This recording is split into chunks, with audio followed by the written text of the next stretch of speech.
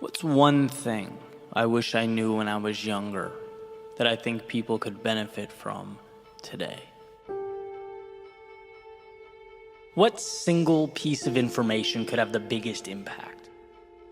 And I spent some time thinking about this question, and the more I think about it, the more the answer becomes incredibly apparent. It's that you are in control of your own life, your own destiny, your own future. And when you take accountability for yourself, life changes. Period. And if you thought that was obvious, I would advocate taking a look around. Maybe a stroll through social media, the Twitters and Instagrams and TikToks of today. And no, that's not the real world, but it's certainly a microcosm of the real world. What do you see? Well, you see chronic blame. I don't like where I'm at or things are, so that must be your fault or their fault or someone else's fault. You see people looking everywhere but in the mirror, actually seeking out victimhood, because that's what brings the attention. That's today's currency. It's much easier to be the victim than the hero, because being the hero means you have to sacrifice something. It's people saying the news or some institution or the federal government is the problem. And if those things would only change, then we'd be good. Let me explain why I think this mentality is self-sabotage. And why I would take younger me by the hand and I would say, listen to what I'm about to tell you. Where you start is often outside of our control. Let's be real, life is not fair. We don't all get dealt the same hand. But this next part, as I once heard Will Smith articulate beautifully, is the same for everyone. What you decide to do about it right now is what matters. And that is the control that we all have. It's not your fault where you start, but it's your responsibility to choose where you end up. You can shake your fist at the sky, or you can start building a life that matters to you. It's easy to blame the world, to be the victim, at least in the short term. But a fulfilling life is about meaning, about fighting for something valuable, about evolving into the version of yourself that you always knew in your heart you could be. You just had to unlock. See, no one down the road was ever happy with themselves for blaming the world while they bitterly remained stagnant. I would say to a younger me, worry less about how you're perceived and think more about who you are, what you're capable of, because that you can always control. Stop losing yourself in the news or whatever the narrative of the day is. That has nothing to do with your progression, has nothing to do with your very next step. So sure, be informed, but do more, consume less. Because by and large, it's a distraction. And I would say the government, which has become the crux of our discourse today, transforming into a modern day religion. Look, the government's job is not to give you anything. It's there to protect what's inherent to you already. Your right to live life on your terms. See, satisfaction, it will come from good habits. It will come from self-belief. It will come from taking risks and failing and learning. It will come from the courage to step out into a world that's completely unknown. It will never come from a self-interested politician or body in Washington, red or blue. So stop whining about political optics and focus on where your 2 feet are taking you right now. Because I promise, in the grand scheme of things, that's what matters. That is your strength. Expecting someone else to come along and change your life is like screaming into an abyss. I would say to my younger self, when you start looking around and seeing what everyone else has, and beating yourself up for not being as good or feeling like you're behind, look, it's great that their success motivates you, but dwelling on it won't make your life better. Life is a race between you and you. It's a fight between yourself and those thoughts that constantly knock on the door, looking to settle into your psyche. If you defeat that demon, you'll be where you want to be, regardless of where others are. You're right where you need to be, so keep your head up and keep moving forward. I'd explain that to become something more, to change, requires a sacrifice that feels so substantial, so big at first, that it bullies most people into staying right where they are. That to become something new, you have to learn to play the fool, to get humbled. You have to change your relationship with short-term failure. And that's not easy. But taking control of your life is not supposed to be easy. Only worth it. They're different. And I can certainly look back at my own life, think about the times where I was so busy pointing out that I didn't even think to point the finger at myself. I was so worried about life being unfair that I existed in this temporary state of paralysis, the whole time not knowing that I could have been stepping forward. Could have been tapping into the single greatest power I possess, control over my own life. See, every time you feel anger or the need to blame those around you, you're taking the spotlight off of what matters and placing it on things detrimental to where you want to be, to your journey and your future.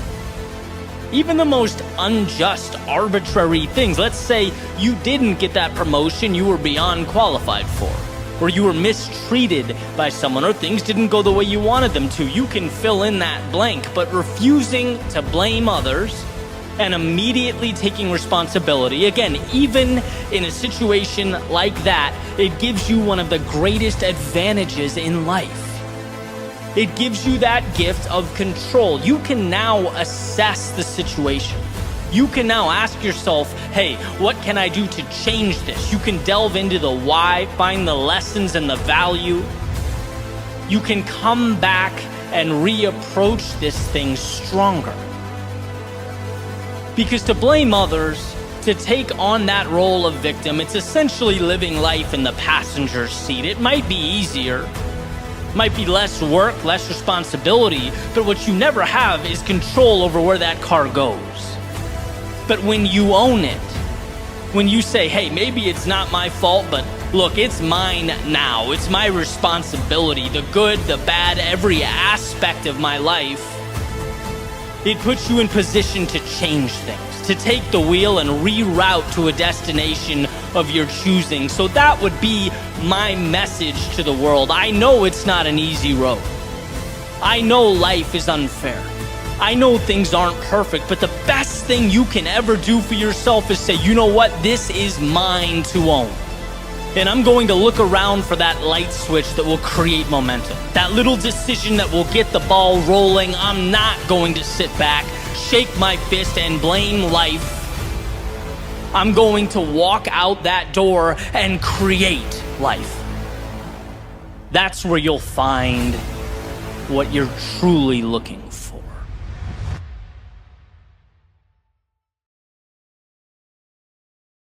What's up, guys? Eddie here. And before we jump into the next chapter, just a quick note.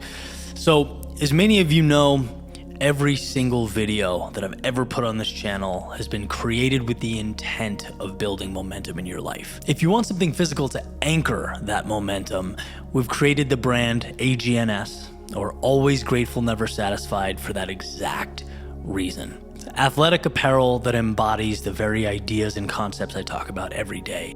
Because you're watching on YouTube or Spotify, we've created a code for this exclusive community, YWW20. You can use that on the website, agns.lifestyle, or right under this video on YouTube. All this stuff is there in the shop. Again, code YWW20 gets you 20% off the entire store. It's a great way to support the channel and also elevate your journey. Let it be a reminder to keep showing up. Appreciate your time. Always grateful, never satisfied. On to the next.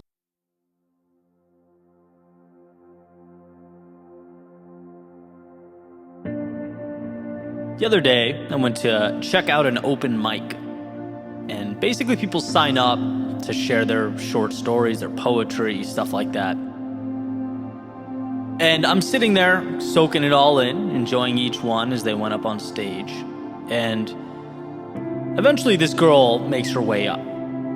The first thing she does is she tells the room, hey, I've never done this before, but I've always wanted to, so here I am. She takes out her phone and begins reading some of her poems. And pretty quickly, two things stuck out to me. One is she was brilliant. Like, just so incredibly talented that I'm thinking, man, if she keeps doing this, she's going to find herself in some crazy places. She's really going to make an impact. That was the first thing. And the second, as I sat there and watched, was that I noticed that her hands were visibly shaking. I was pretty close to this stage. And I could see this happening to the point where she had to place one on top of the other, right, to keep the hand that was holding her phone from bouncing around while she read. That's how visibly nervous she was. And immediately my mind went down this road, reflecting back on the moments I've had just like that, because man, I've been there, where you're both determined and terrified at the same time, but somehow the desire to try outweighs the fear just enough for you to find yourself in that exact situation. Just enough that you step into a foreign world, still wondering whether you made the right move, every step of the way, from the car, the building, onto the stage, until you hit the point where, okay, well, now you can't turn back. Now you're here, you can't leave. And the thing is, and this is what was so beautiful to me, she was never forced to do this at gunpoint. No one made her step into that chaos. It was self-created. She could have stayed home. She could have closed her journal or the notes app on her phone, and that would have been the end of that. But no, not today. Today, one yes would lead to another, and another, and despite the nerves, the sweaty palms, and shaky hands, she would open a new chapter in the story of her life. Prove to herself that she's bolder than she thought she was just a few hours ago. That there's upside when you confront those unknowns in life. And as I sat and watched, I was so incredibly moved, so proud, so impressed. Partly because I know that to many of the people in that room, it might not have looked like much. It's like, okay, great, round of applause for the new artist or poet. Welcome. But I knew the gravity of the moment. I understood how big it truly was. And regardless of what words came out of her mouth or how well they were assembled, that night was not about the performance. No, it was about new beginnings. It was about outstretched wings, opening one's eyes to the learned helplessness and pinpointing the opportunity that was simply waiting for that first step to occur. And see, that's what I want to emphasize. That's what I believe every single one of us needs to understand, to fully get. The biggest moves we make in life, well, it's easy to convince ourselves that they aren't necessary or worth it. The things that transform us hide themselves. A lot of the time, they don't feel urgent. They aren't life or death decisions. They can be the stages we never step on, the people we never talk to, the chances we never take, because Well, what happens if we simply stay right where we are? Say thank you, but no thank you to those fleeting opportunities. Nothing. Nothing happens, more of the same, and realistically, nothing is far less scary than all that other stuff. We don't fear nothingness. We don't intrinsically fear more of the same. No, we fear stepping onto the stage. We fear vulnerability. We fear messing up, looking stupid, being judged. And yeah, when you do nothing, you get to skip all that. Avoid all that discomfort and that potential pain. But you also miss the feeling of victory. Of closing your eyes at night knowing how badly you wanted to just let that ship sail, how terrified you were about what could go wrong, but you did it anyway. You get to feel you have earned the rush of stepping into a chaotic world. And even if temporarily, you tamed it. That's what life is about. Always remember that we have a natural proclivity to avoid pain, not to pursue the things that make us feel alive. Deep down in our DNA, there exist instructions to run away from the things that could hurt us, embarrass us. Our minds will race, our bodies will kick and scream, our hands will shake. That's just the way it goes. Until we prove to ourselves that it's all conquerable, that reality can be relearned. It's a layer of resistance that has to be faced and then dismantled. Why was I so moved that night? Because I got to watch in real time someone dismantling that fear on their way to something incredible. It's courage. Stepping into the arena, not for the people next to you or anyone else, but for you. Because you know there's more. You know that where you are pales in comparison to where you can be. I'm definitely one to look back from time to time and reflect, and I'll tell you what, I'm incredibly thankful for the hard times that shaped me, the challenges that were forced upon me and made me who I am. But beyond that, and perhaps even more so, the times I stepped out on my own accord, terrified and manufactured change. The times that the fear of staying the same eclipsed the fear of failure. The times I could have stayed home, woken up the next morning and lost nothing, but instead saw what there was to be gained and threw myself into that metaphorical fire so that confidence could be forged and new chapters could be written. Let's all remember how out of focus the present moment looks. Remember how inclined we are to look at life through a lens of scarcity. We are trying to avoid, but if you can, even briefly find the strength to step back and ask, what is there to be gained? You see that not going is the real danger. And those stages that seem arbitrary, that seem like optional stops along the way, well, they're just as imperative as the air you breathe. They are not some things, they are everything. We all hit a point where we look back on the roads we traveled and see the culmination of footsteps that have come to constitute our lives. And we want that moment to feel full. Like no stone was left unturned, like we put it all on the line. So will you step onto this stage of life? Stand your ground as the curtain opens, read your poems to a foreign audience.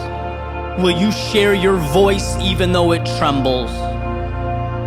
Because if you do, you're giving yourself permission to truly live, to feel. Look, we're not here for a long time. This is a very short ride, so why not give as much of yourself to the world for as long as you possibly can? Why not step out knowing that the difference between nothing and everything is what you do with shaky hands?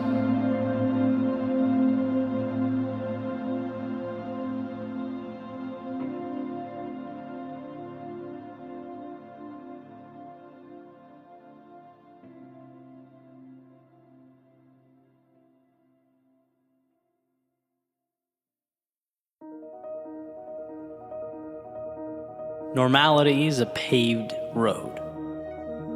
It's comfortable to walk, but no flowers grow. Vincent van Gogh. What is normality?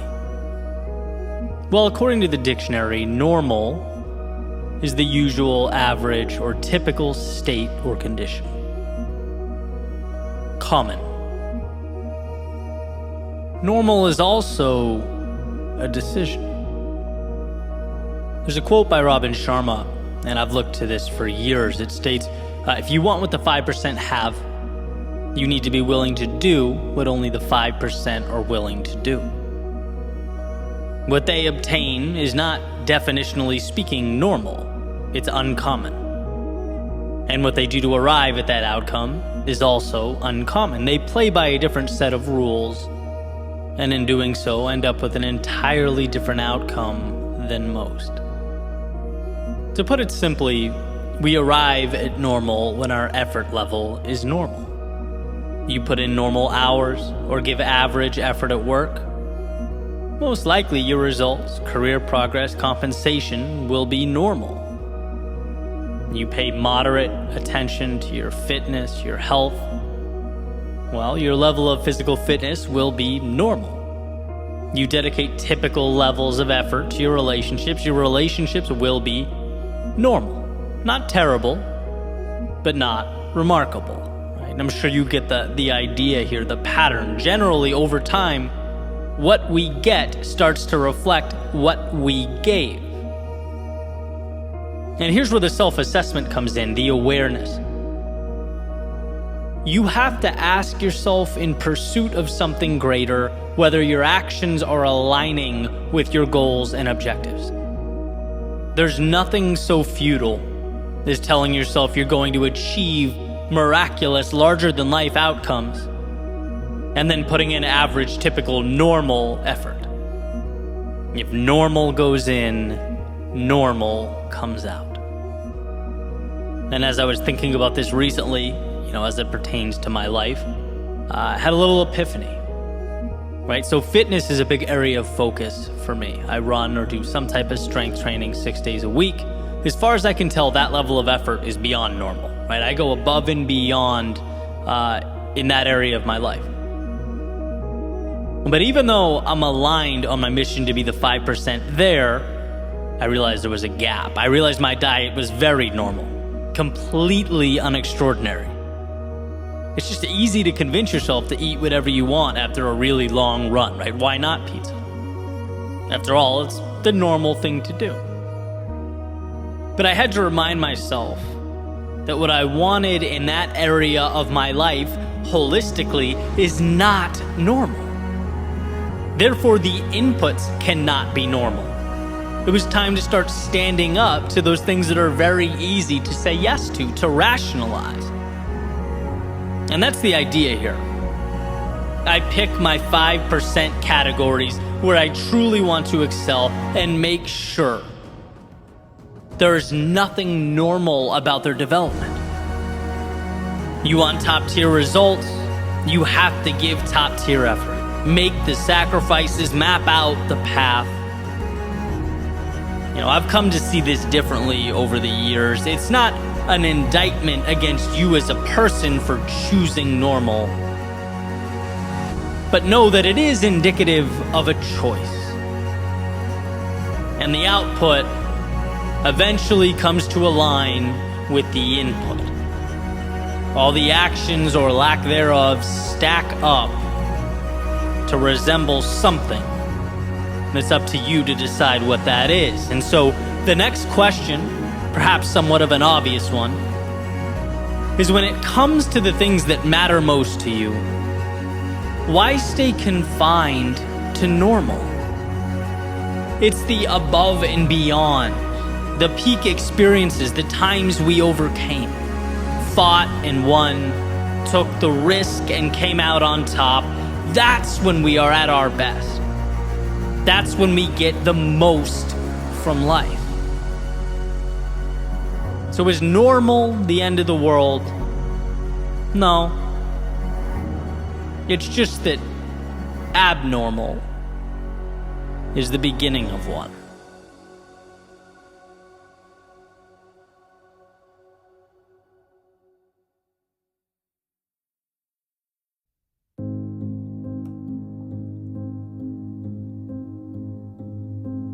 The world, it needs you. But it needs the real you. Not the one with the mask, looking to blend in. Nor the one making all those concessions to avoid being left out. No, the real you. With your flaws and your insufficiencies, your strengths and your gifts, your hopes and your dreams. It needs the you that so often hides away underneath that blanket of caution and skepticism. The you that's coupled with vulnerability, more easily ignored than brought to life with conviction, but that's the you this world needs. When I was younger, I seemed to separate life into two categories.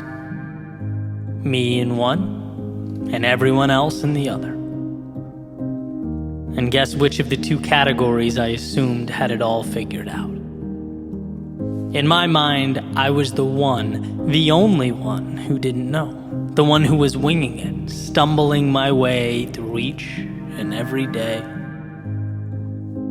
All those other people, though, they not only had plans, they had the right plans. They knew the right details, but I didn't. And so in my head, me being right required I necessarily look to them. I follow their lead.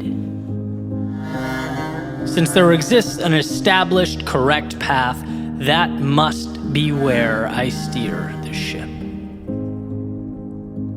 But then some time passes. You grow older, maybe pick up a little wisdom along the way, and you realize that no one really knows what they're doing. There are very few objectively correct roads that must be traveled. Life is not a paint by number, it's a blank canvas. And understanding this changed the image in my head from one of me knocking on the door of a party everyone else was at, to visualizing almost 8 billion individual souls running around trying to figure things out in the limited stretch of time they have here on planet Earth. I realized I had at times felt small only because of the gravity I attributed to people who were just trying to figure it out themselves. And the point, certainly not to diminish anyone else's journey, it was to give myself permission to embark upon my own. It's just hard to do that when you view everyone else as one collective, all-knowing entity, as opposed to 8 billion people just like you with thoughts, fears, hopes, and plans. The question is not what is the right thing to do here. The question is, when will you allow yourself to venture out into the world and find what the right thing means for you? That's what's required. And the world will be better for you having found it, because after all, no one sees life like you do. No one has the background or worldview. The universe has conspired to put you as you are here now. Almost an impossible occurrence in and of itself. How easy that is to forget. We were born on the summit, yet the inclination, for some reason, is to keep our eyes closed. No, open them. Take it all in. Allow the view to propel you forward. The world needs you. It needs you with your mistakes that have helped you evolve into the person you could never have been without them. It needs you with your worries and your fears. Conquering them will be pivotal in your evolution. It needs you with your flaws and blemishes. How else would life convince you that the things that make you different are the same things that make you strong? It doesn't matter how many people tell you or try to explain to you the magnitude of what's at your feet. Life does not begin until you allow yourself to start living. Until you realize that yesterday does not define you. And the categories in which you've placed yourself, they're transitory. The past is not the reason you can or can't begin again. It's not who you are forever. No, it's the advantage you now possess as you move forward, should you choose to move forward. It's in realizing you are bound by nothing that you free yourself. And for the one wondering, why does it matter what I think? Why should I start or try or risk anything? Why should I pick up the brush and start painting on that canvas before me? Well, because that step is where it all begins. The meaning, the purpose, it's all predicated upon our willingness to pick that brush up and start painting. You ask, what's the point? The point is everything. One detail at a time, we dismantle our previously held notions about what life is supposed to be and finally start living one that matters. No one's masterpiece will look like yours. No one's depiction of life will follow the same parameters you've etched onto that canvas. In fact, there are people that will be changed forever because you chose to live your life fully. There are lives of those around you that will be transformed because you picked up the brush. There are stories that will now end in triumph because you found the courage to start, to see light in yourself.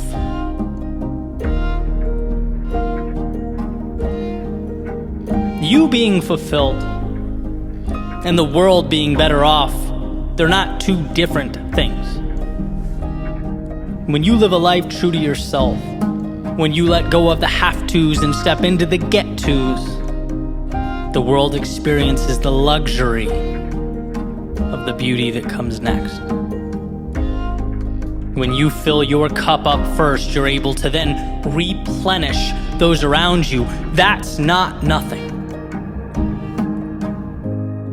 So who are you?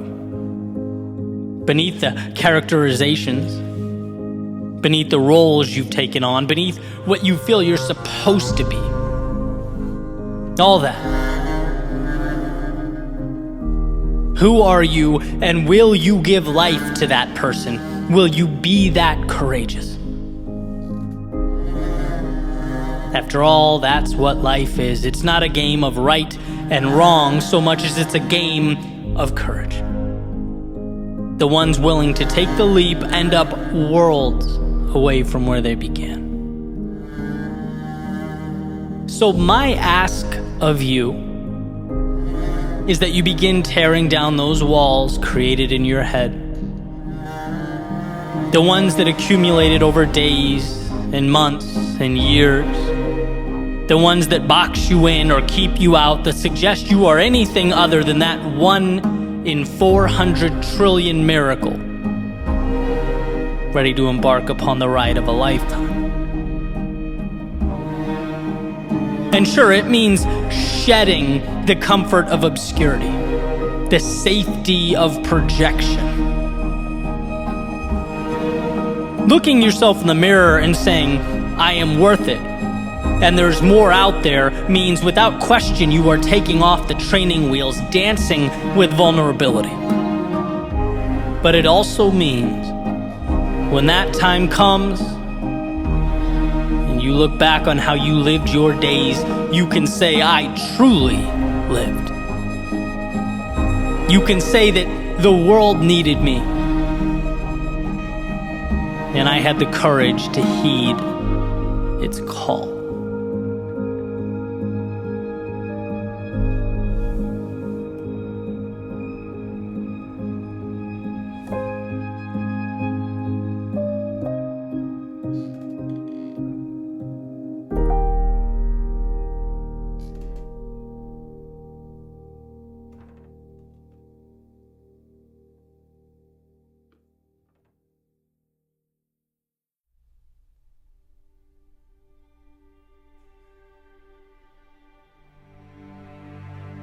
Came across a quote recently that said the road to success is dotted with many tempting parking spaces. And I thought this demonstrated or captured a realization that's pretty hard to articulate. And that is just how tempting it is to rationalize stopping or discontinuing your journey when life gets tough. How much sense it always makes to want to call it quits when things get uncomfortable. It's like, it's not just that doing something valuable is hard. It's that it's hard, and every 3 feet there's an invitation to not have to do it anymore. There's an endless supply of exit signs and escape routes. Therefore, accomplishing a goal is simultaneously saying yes to the challenging things while also saying no to the comfortable things. It's fighting off 2 demons at once. The good news, though, is that you were made to do just that. You just have to change the way you internalize the process. You have to change what you see along the way. I talk a lot about perfection as the enemy. And that's something I wholeheartedly believe to be true, but I generally talk about it in the context of perfection keeping us from starting, right? I try and unveil perfection as this defense mechanism that it truly is. Oh, things aren't perfect, I'll wait. Things aren't exactly where I want them to be, then I won't go. Emphasizing that it's in going that perfection is crafted. Like a statue being chiseled from stone. You fall, you get back up, and find that in doing so, you end up with a little more clarity than you had when you started. You let the trials and tribulations of the journey refine the product. And so that's the beginning, right? That's finding the courage to start, removing the idea of perfect when really it's just our fears masked. But what about when you've already started? What about when you're underway, when you're in the midst of those trials and tribulations? Because we all know this. When you're in pain, your body wants one thing: to remove yourself from the pain. When things are uncomfortable, your default is to seek out those aforementioned parking spaces. Reprieve from the grasp of the unknown. Things aren't perfect, then I'm done here. Things feel awkward or uncomfortable or unclear, then why bother? What I want to do right now is make the argument that it's most important to continue forward when we're in these moments. It's most critical to move forward when the road is unclear and those tempting parking spaces start revealing themselves. Things are not perfect, maybe even far from perfect. And this is right about the time when we forget why we started. I've run into this in my past, right? Particularly with injuries. There was a period in my not too distant past when my ankle and shoulder were simultaneously messed up, right? So couldn't run, couldn't really do any upper body work. My physical activity really took a dive, right? So I'm a little discouraged. And sure enough, I found the eat whatever you want parking space. It's like, who cares? You're not working out. What's the point? Just focus on the business. Put a pause on all that stuff. And then eating whatever I wanted became, well, what's the point of getting up at 5 when I could just get up at 7? I sleep 2 hours longer is how I rationalized it. It's not like I'm going to be running. And then there goes some very important alone time, thinking time, and you can see how easily the wheels sort of fall off the wagon. Not because you're a bad person or don't want the result, but because the second things stop being perfect or working the way I wanted them to, I found a parking space. There will be few stretches of time in life when everything's perfect. Things going exactly how you want them to. It will simply be the exception, not the rule. And then the question becomes, can you put your head down and continue forward, knowing that life will call for adaptation and adjustment? But that those tempting exit signs are not for you. They are weakness. They are for those who forget their strength and their courage. I mentioned a little while ago that growth is fighting two demons. Saying yes to the mountain ahead and no to the off-ramps. But when you step back and look at things different, you change the dynamic. You put the odds in your favor. When the off-ramps become reminders of your strength as you pass them one by one, indicators of your commitment to move forward. And when the mountain ahead becomes merely the way, not some giant sacrifice or monster, but merely a path, things simplify in a way that empowers you on your mission. There is no perfect or imperfect. There is adjusting when necessary and taking the next little step along the way. And using the previous example, it's like I'm injured, okay? This will definitely be a time for adjustment. Maybe it's yoga, stretching, practicing being more patient, maybe greater emphasis on meditation, mental strength, whatever it is, but we don't stop. We continue stepping forward. The next step will look a little different, but that's all. If perfect is a standard one seeking to maintain, they'll always be pulling over. They'll always be backing off, because very rarely do we have stretches of perfection. Life is an adjustment game, not a perfection game. Life asks, what can you do when your hands are tied behind your back? What can you do when you're tired? What can you do when you've just endured loss, when your pride hurts, your plans fail? And trust me, that's when you see all those off-ramps. That's when something in the back of your mind says, hey, all this goes away if you just throw in the towel. Just go seek perfection somewhere else. You'll find it there. But you can chase that rabbit down a million paths.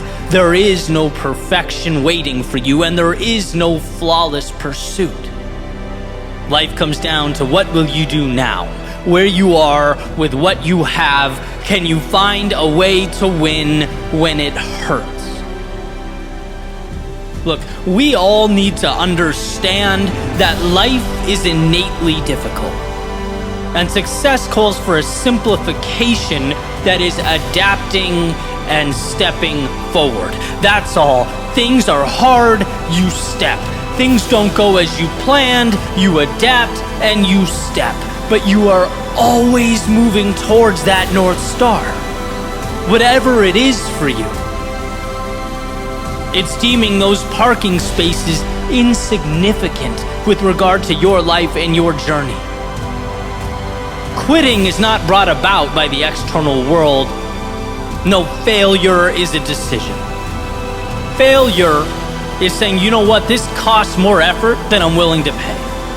Those parking spaces have become more tempting than the top of this mountain. Failure is a choice. And so, for one to succeed, they must simply stay in motion. Choose adaptation over a self-imposed end. Yeah, enjoy those moments of perfection, the times the stars do align.